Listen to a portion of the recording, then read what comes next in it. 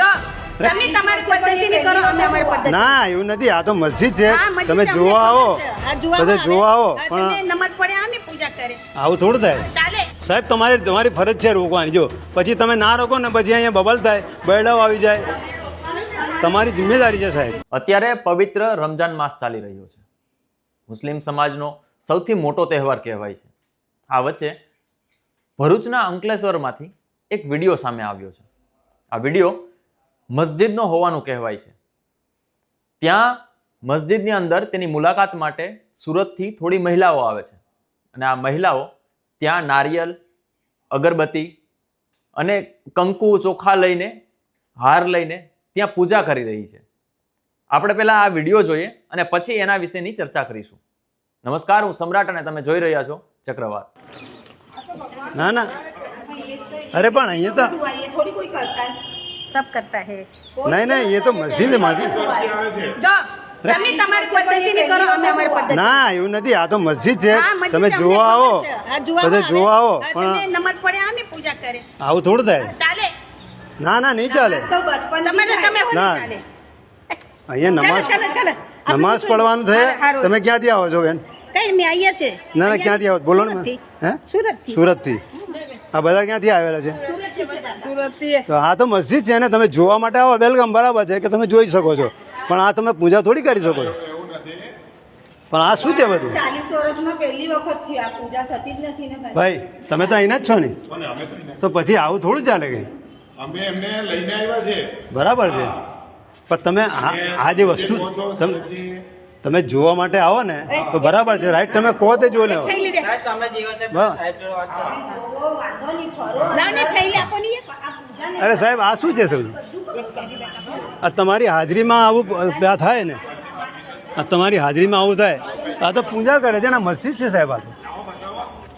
આ તો મસ્જિદ છે ને. અમે હમણાં મંદિરમાં જઈને આ નમાઝ નથી પડી શકતા. હા, આ જો ભાઈ, આ પૂજા કરવા માટે બધા આવ્યા છે અહીંયા આગળ. આ તો મસ્જિદ છે ને, અહીંયા થોડી પૂજા થાય, અહીંયા પૂજા થોડી થાય. મસ્જિદમાં તમે આવે તો જોઈને ચાલ્યા જાઓ.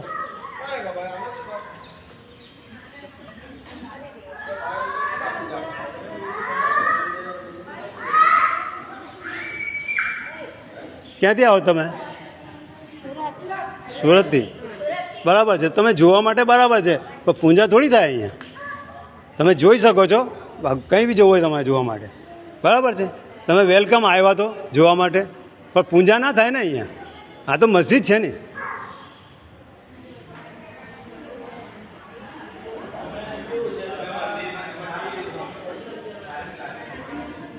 બેન તમે કઈથી આવો છો? તમે ક્યાંથી આવો છો? અહીંયા આ તો મસ્જિદ છે, પૂજા ના થાય અહીંયા. કોણ બોલે મસ્જિદ છે? આ શું છે? આ શું દેખાય છે? તમે જોઈ લો, જોઈ શકો તો બરાબર છે. હા તો અમે કંઈ ના કહીએ છીએ સાહેબ, તમારી ફરજ છે રોકવાની. જો પછી તમે ના રોકો ને પછી અહીંયા બબલ થાય, બરડાઓ આવી જાય, તમારી જિમ્મેદારી છે સાહેબ, તમારી જિમ્મેદારી છે.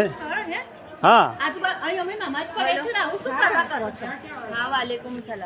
આવું તો થઈ ગયું, પણ પતિ એકવાર તો થઈ ગયું ને. ના એટલે સ્ટાર્ટિંગ કરી લાગી ને. આવું તો ના ચાલે ભાઈ.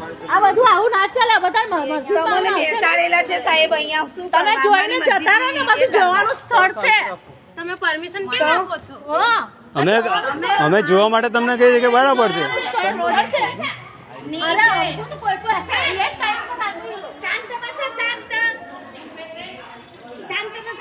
તમે લોકો નથી કહેતા કંઈ? રાહુલભાઈ, તમારી બી ફરજ છે ને કહેવાની કે ભાઈ આવું કરે છે. એટલે હા તો ઠીક છે. ના ભાઈ એવું નહીં, હા તમે જો છો બરાબર છે, રાઈટ છે, જોઈને ચાલે જાઓ, પણ આ વસ્તુ થોડી થાય તમે. હા, અરે શાંત બસા, શાંત.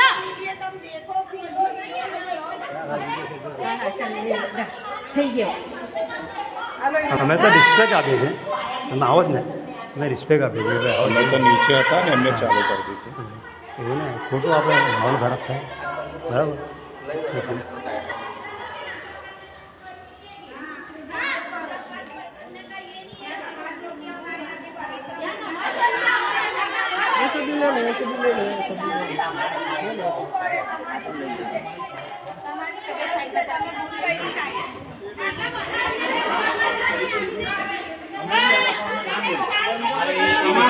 ના બોલ્યા સાહેબ.